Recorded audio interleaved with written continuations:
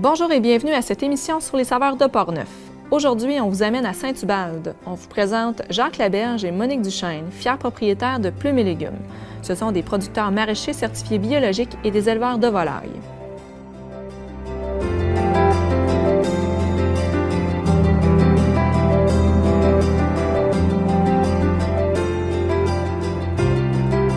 Alors, moi, c'est Monique Duchesne Jacques Laberge.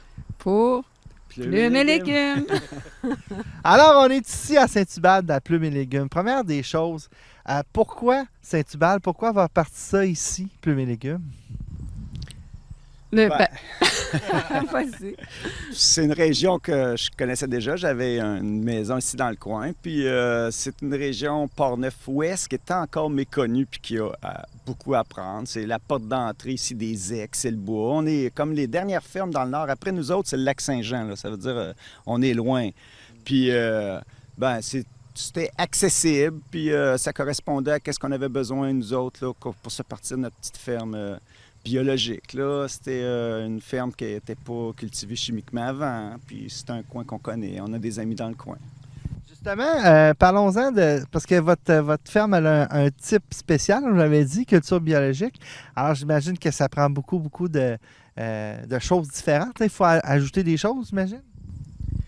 Bien, au niveau de la culture, le biologique, on n'ajoute pas des choses, on en enlève. On enlève toutes les chimiques, les cultures, les insecticides, toutes ces choses-là. Fait que là, nous autres, c'est de remonter les jardins ici c'est pour ça qu'on a pris des animaux, d'ailleurs. Ça fait partie de l'idée d'avoir des animaux, d'avoir notre compost pour augmenter le taux d'humus qu'on appelle dans le champ, rendre notre terre vivante. La culture biologique sous-entend qu'on a une terre vivante qui nourrit les plantes, puis monter ça d'année à année. Puis c'est comme ça qu'on finit par avoir le terreau qu'il faut, la terre qu'il faut. Puis c'est tout. C'est la nature qui fait le reste.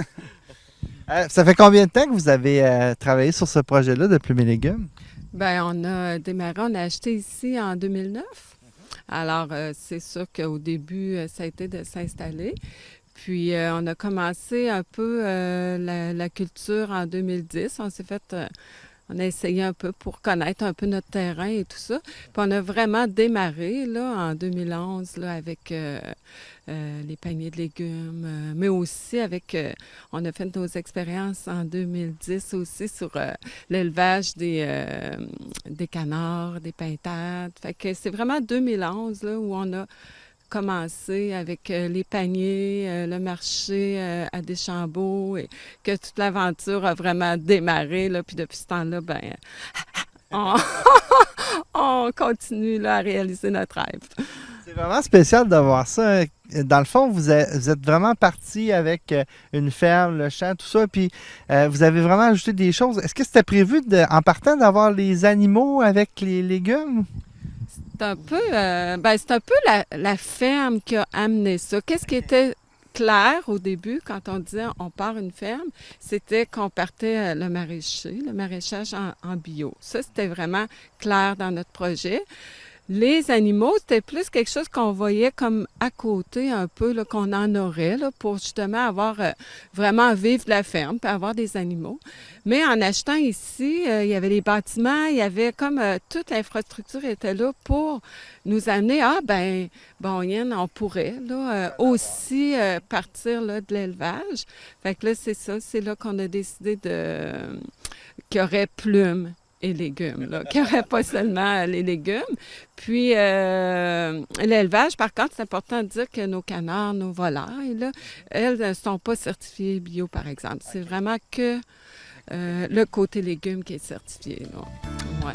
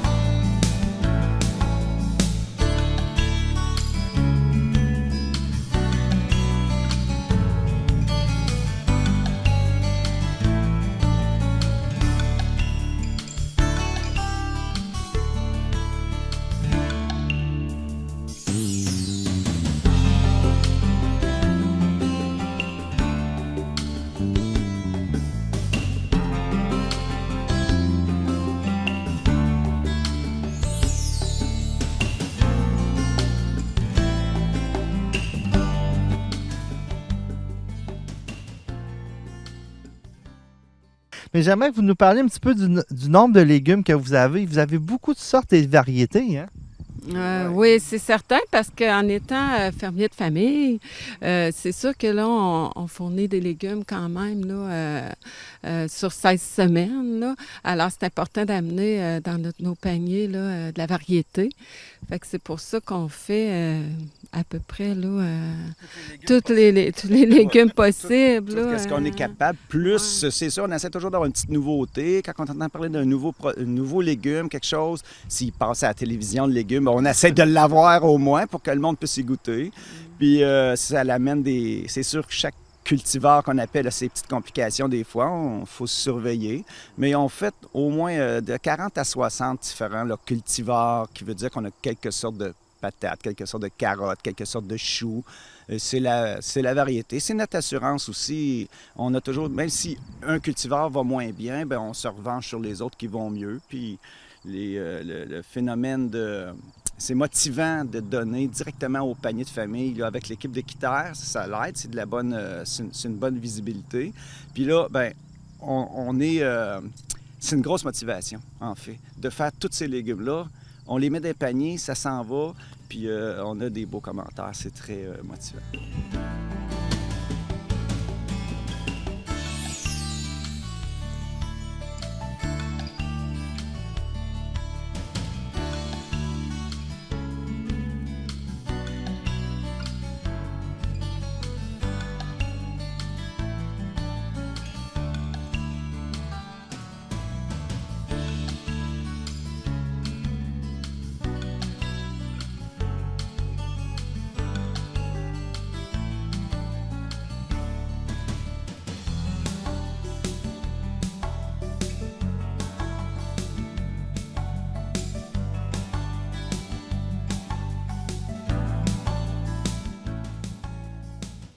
Ben justement, moi, j'ai de quoi ajouter parce que moi, je trouve ça très mystérieux. Vous avez des tunnels, comme on a dit tantôt. À quoi ça sert? Est-ce que ça aide justement à mieux faire pousser? Oui, je vous dirais d'aller voir dans les tunnels. C'est incroyable. Là. Les poivrons de ce temps-ci en champ sont... Tout le monde qui ont des jardins le savent. Là, il y a certains légumes qui sont durs à faire. Nous autres, en tunnel, on sauve assez facilement plusieurs semaines de temps chaleur. Puis aussi, on est protégé des grands vents. On ferme la nuit, on est protégé des tempêtes de nuit. Puis on est protégé des grêles, des grosses pluies violentes, toutes ces affaires-là. Fait que nos tomates sont moins abîmées. Définitivement, un tunnel, c'est un microcosme qu'on installe. Puis nous autres, c'est plus facile à gérer. On a vraiment une allée d'un produit qu'on va mettre comme plus de compost pour ce produit-là selon ses besoins. On met des petits tubes pour arroser, là. Fait on contrôle l'humidité. Fait que même s'il mouille durant 2 semaines, bien nous autres, on arrose égal. S'il se met à lâcher une mouillée, c'est ça, de ce temps-ci, on a vraiment 3 semaines de sécheresse, 3 semaines d'arrosage, 3 semaines... Fait que nous autres, dans les tunnels, c'est régularisé. Okay. C'est vraiment ça, c'est un gros avantage. C'est presque une serre. Une serre, c'est chauffé aussi, c'est plus climatisé. Un tunnel, c'est l'entre-deux, beaucoup plus abordable pour les jeunes fermiers comme nous. J'imagine que vous essayez d'étaler le plus possible vos cultures justement pour faire la récolte pas tout en même temps parce qu'il y a tellement de légumes et tellement de champs que ça deviendrait trop dur. Là.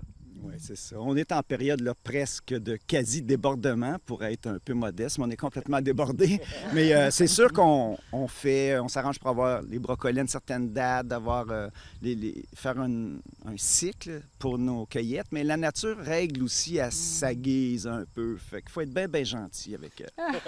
Parce que c'est certain que des fois, même si on a vraiment pensé tout prévoir, là, il reste que les écarts de température, des fois, ça peut changer bien des choses. Fait qu'on peut penser qu'on va avoir 2 récoltes de brocolis parce qu'on a tout calculé le temps, mais tout à coup, à cause de la température, oups, ils arrivent tous en même temps. Là.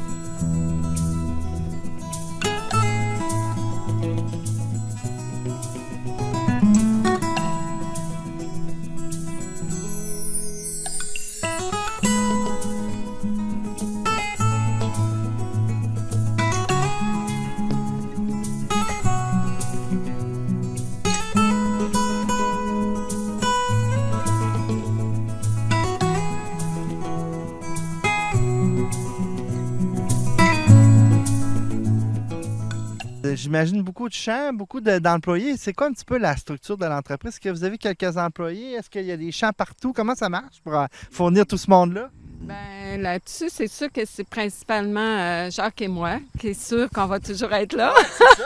Ensuite, Les on a- employés du mois, disons, c'est Ouais. Monique. Là, cette année, on a, pour la première année, là, vraiment engagé une personne à temps plein, 40 heures semaine, là, qui est là, elle, depuis le mois de mai, puis elle va terminer vraiment là, à la fin de la saison. Elle habite ici sur la ferme. Là. On a acheté une petite roulotte, puis elle habite la roulotte et tout ça. Puis c'est vraiment fantastique de la voir. Là. Ça fait une grosse, grosse différence. Ensuite, on a eu aussi là, cette semaine où on a engagé un jeune étudiant. On avait une subvention là, pour les travails emploi d'été pour les étudiants. Fait que lui, ça l'a donné aussi un coup de main.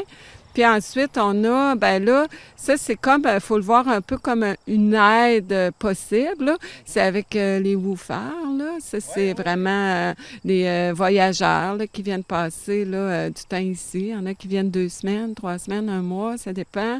Il y en a qui reviennent aussi. Puis eux, c'est vraiment l'échange. Là. Ils habitent ici, ils sont logés, nourris, puis en même temps, ben, ils nous donnent un coup de main là, pour les jardins et tout ça.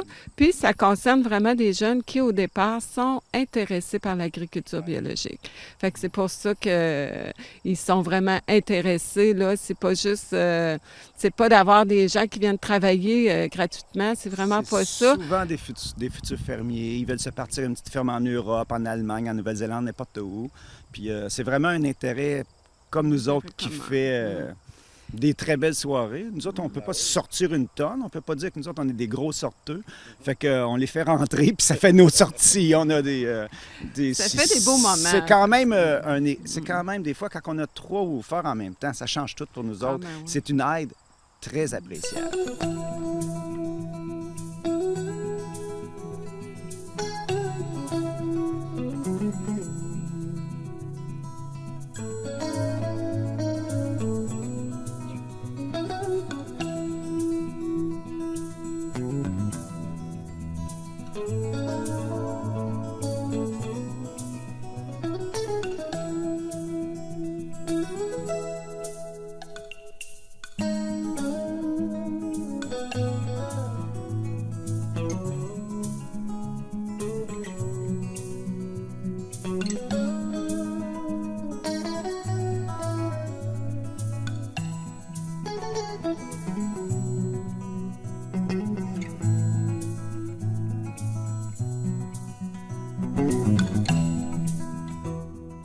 Mais ça, c'est drôle parce qu'à chaque repas le midi, justement, on mange tous ensemble.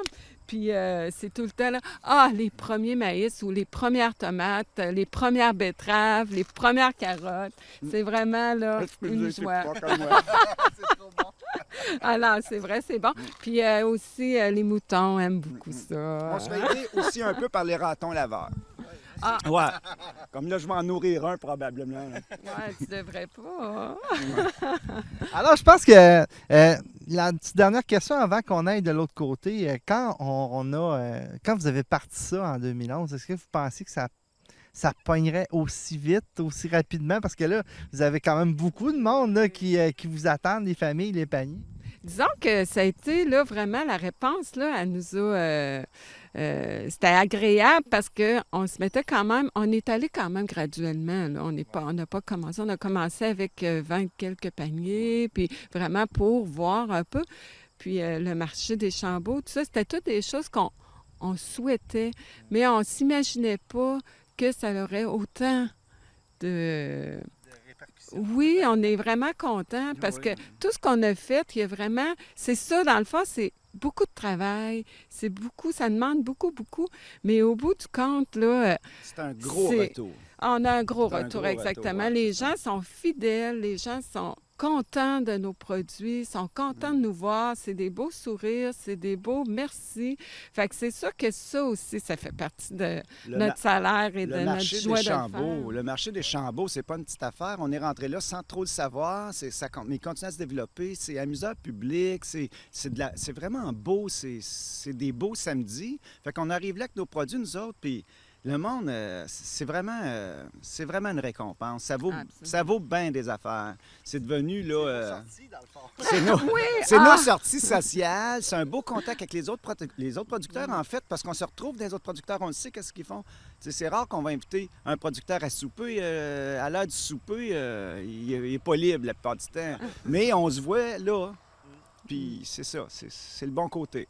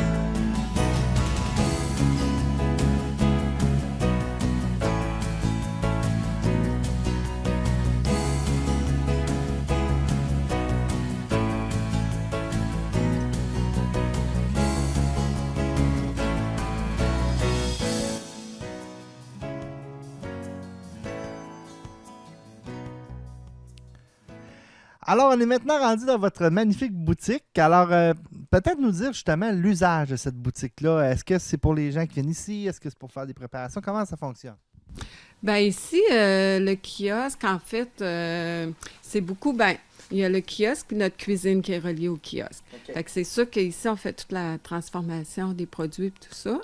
On a aussi notre point de livraison ici le vendredi pour les gens qui viennent chercher leur panier. Okay. Puis, on ouvre aussi là, du jeudi au samedi pour justement la vente de légumes, la vente de volailles. On a quand même, disons qu'on s'est affiché un peu, mais pas tant que ça. Mm-hmm. Le kiosque, c'est comme... oui, exactement. Ouais. C'est le monde qui le savent, qui viennent, en fait. Parce qu'on n'a pas de la grosse pancarte. Disons qu'on n'a pas fait d'annonce à la télévision.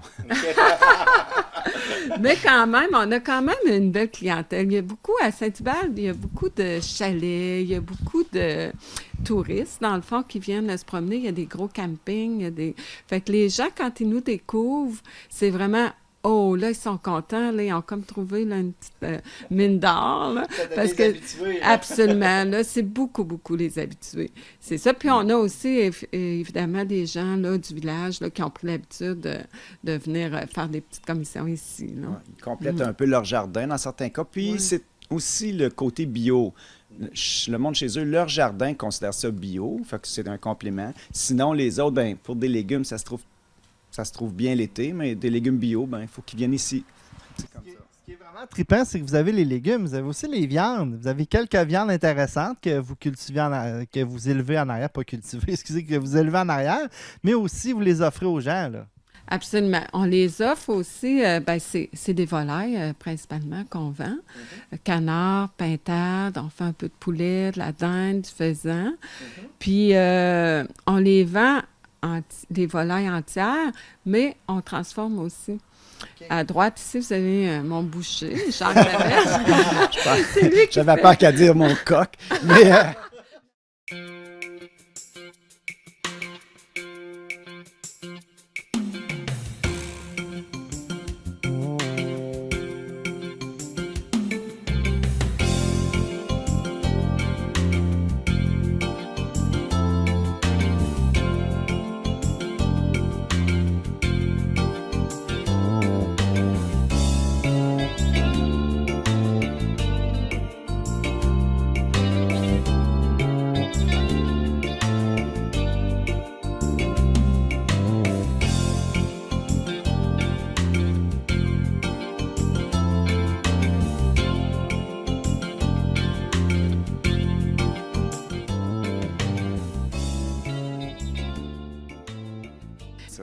Puis dans justement le kiosque, disons que jusqu'à maintenant, on n'a pas beaucoup mis l'accent dans le sens là, on criait pas trop fort qu'on était ici, mais de plus en plus, on travaille dans ce sens-là, de vouloir faire venir les gens ici plutôt que toujours là, se déplacer. Ouais.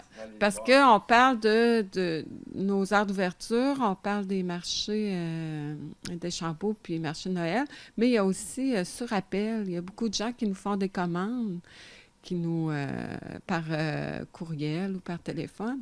Puis là, ben, c'est ça, on fait aussi des livraisons. Souvent, il y a une journée, là, dans le temps à l'automne, là, où vraiment on part toute la journée, puis on fait une grande run, là, toutes des commandes qui nous ont été faites, là. Fait que ça aussi, on aime bien ça. Ça fait partie des équipements, le fameux camion réfrigéré. En étant dans Volaille, c'était un des équipements qu'il a fallu prendre au début, qu'on se posait des questions. Mais à cette heure, c'est notre véhicule principal.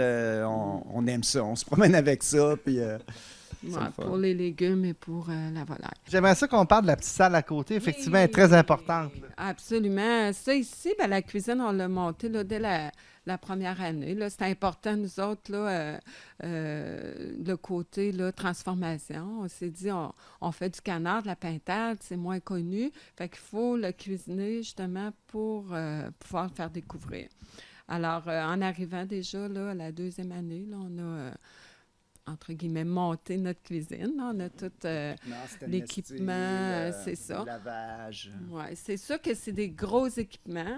Fait qu'on a vraiment magasiné, là, c'est beaucoup des choses usagées qu'on a achetées, qu'on a trouvées, on a fouillé, en tout cas. Puis on s'est monté vraiment une belle cuisine qui est complète. Puis qu'on a quand même ajouté des équipements là, qui sont... je fais de la cuisson sous vide, là. Fait qu'on s'est tout équipé dans ce sens-là. Fait que peut-être, en tout cas, qu'on pourra vous faire une petite visite, là. Mais oui, sur image, c'est ça. Mais la cuisine est vraiment est très importante dans notre projet, là. Oui, moi, ça va très bien. On vient de finir nos campagnes. Pour moi, Geneviève nous a donné des nouvelles. On est rendu avec 4 groupes de 15 de gens. C'est pas en fait, 4 expéditions, je crois que c'est